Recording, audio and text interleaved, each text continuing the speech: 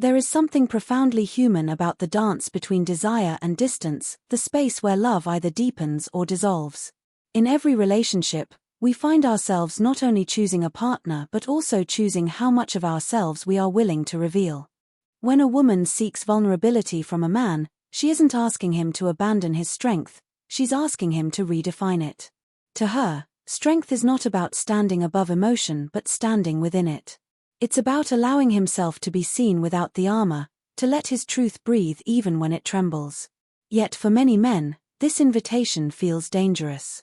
Vulnerability threatens the identity they've built, the one that says I am the protector, not the one who needs protecting.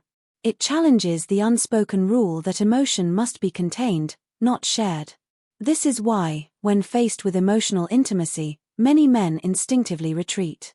They turn away, shut down, or distract themselves, not because they don't care, but because they are overwhelmed by the fear of being judged, rejected, or misunderstood. In relationships, this fear creates invisible distance. Women feel the wall, even if they can't name it. They sense when a man's words are measured, when his presence is guarded, when his eyes don't quite meet theirs during moments that matter most. And while he may believe he's preserving peace by hiding his struggles, what he's actually doing is denying his partner the chance to meet him where he truly is. Vulnerability is not a liability in love, it is the doorway through which trust, empathy, and passion flow. When a man allows himself to be open, to admit fear, confusion, or pain, he invites his partner to do the same. He transforms the relationship from a performance of perfection into a partnership of truth. Love, at its core, is not about who protects better or who stays composed longer. It is about who dares to be real first. The men who can stand in their vulnerability without shame create a depth of connection that no strength alone could ever achieve, because it is within their openness that intimacy finally finds room to grow. The beauty of emotional reciprocity lies in the quiet balance between giving and receiving, in the understanding that love cannot thrive when only one heart is doing all the emotional labor. In many relationships, women are often the emotional architects, the ones who nurture, communicate, and hold space for both partners. They instinctively reach into the emotional layers of the relationship, seeking connection and clarity. Yet, when this effort isn't mirrored back, the imbalance slowly begins to erode the intimacy they worked so hard to build. Emotional reciprocity isn't about equality in quantity but equality in presence, the willingness of both partners to meet each other with empathy, curiosity, and engagement. It's about feeling not only loved but understood, not only desired but emotionally seen. For many men, the idea of reciprocity can be misunderstood as meeting certain expectations or doing things to make their partner happy. But it's much deeper than that. It's not about performing emotions, it's about participating in them. When a woman opens up about her fears or expresses her needs, she's extending an invitation for her partner to share his inner world too. Emotional reciprocity means responding, not reacting, being able to stay connected even when discomfort arises. It's about recognizing that both people in a relationship hold emotional needs that deserve acknowledgement, and that intimacy grows when each person feels equally responsible for nurturing the connection.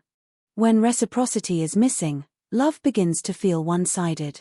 The woman starts to feel emotionally exhausted, as though she's constantly pouring into a cup that never fills her back.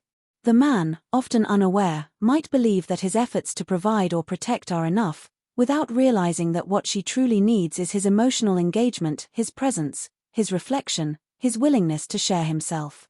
Over time, this imbalance breeds quiet resentment.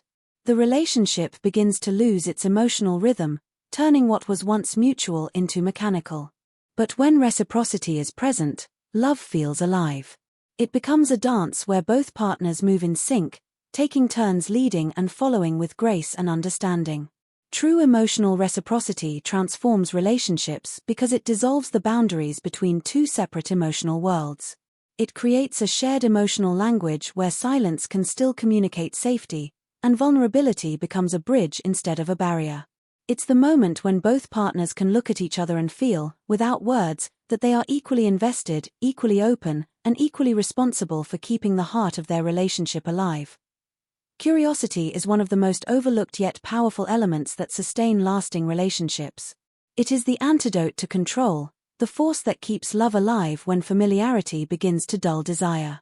Many men, often unknowingly, approach relationships through the lens of certainty, believing that understanding their partner once means they understand her always.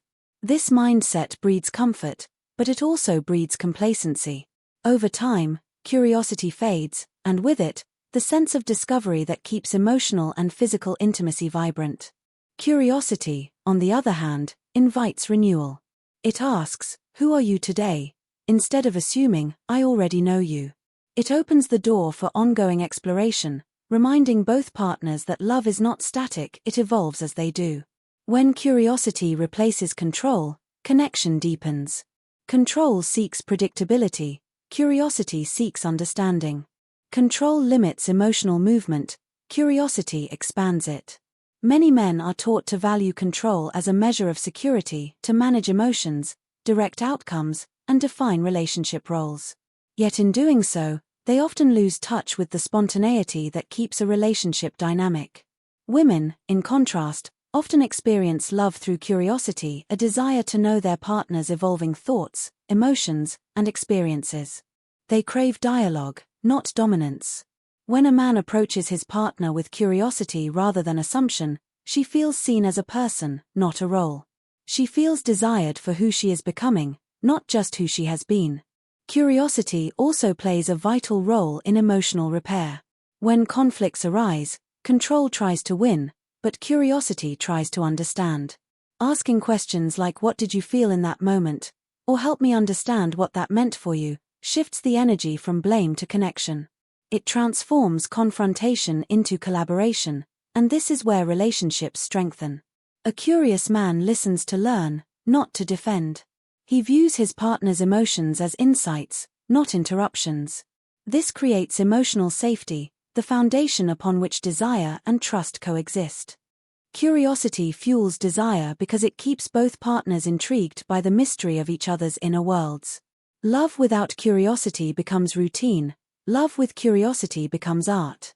Every conversation, every silence, every shared glance becomes an opportunity to rediscover one another. In that rediscovery lies the excitement that keeps relationships alive long after the initial passion fades. When a man chooses curiosity over control, he invites growth instead of stagnation, connection instead of competition, and in doing so, he nurtures a relationship that continues to evolve, one that feels as alive in year 10 as it did in the very beginning. It takes remarkable courage for a man to show up in love not as a protector, but as a partner. From childhood, men are often taught that their value lies in what they provide, their strength, stability, and ability to shield others from harm. They learn to love through responsibility rather than reciprocity, through doing rather than being. This protector mindset, while noble in intention, can unintentionally create emotional distance. When a man focuses solely on protecting, he often stands above or outside the relationship instead of within it. He becomes the guardian rather than the participant, the one who carries burdens but struggles to share his own. Yet love thrives not in protection alone, but in partnership, in the shared vulnerability and mutual support that make both people feel equally held. To show up as a partner means daring to be emotionally naked, to drop the armor that says, "I must always be strong," and replace it with, "I am strong enough to be open." This shift requires immense bravery because it challenges centuries of conditioning. It asks a man to trust that his worth is not diminished when he reveals his fears, his doubts, or his tenderness. It asks him to believe that his presence, not his protection, is what truly sustains love. Women often long for this kind of emotional presence, for a man who listens not to solve but to understand, who shares his inner world rather than hiding it behind quiet stoicism. When he does, she no longer feels like she must carry the emotional weight alone, she feels joined, not managed. Partnership is built on emotional equality, where both people can express their truths without fear of rejection. When a man moves from protector to partner, he stops measuring his success in how well he controls outcomes and starts measuring it in how deeply he connects. He learns that emotional safety doesn't come from shielding his partner from pain but from facing pain together. In those moments of mutual openness, love matures into something richer and more resilient. The courage to show up this way changes the energy of the relationship. It transforms it from a dynamic of dependence into one of co-creation. It allows both partners to stand side by side, not one in front of the other. It's in this equality that passion, trust, and respect deepen. When a man chooses to show up as a partner, he doesn't lose his strength, he redefines it. He becomes not just the protector of her safety, but the guardian of their connection, proving that the truest form of strength is the willingness to be seen completely.